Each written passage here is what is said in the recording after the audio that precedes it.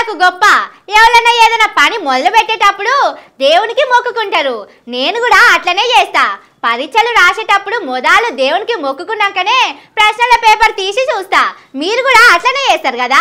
Same మన లెక్కనే ఇంకొక ఆయన చేస్తుండట. అదేందో అరుచుకుందాం పాండ్రి.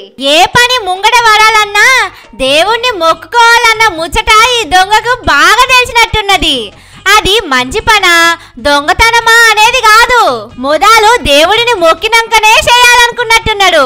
అందుకే కావచ్చు బొంబాయి కాడ ఓ దొంగ ఏం చేసిండో చూడండి.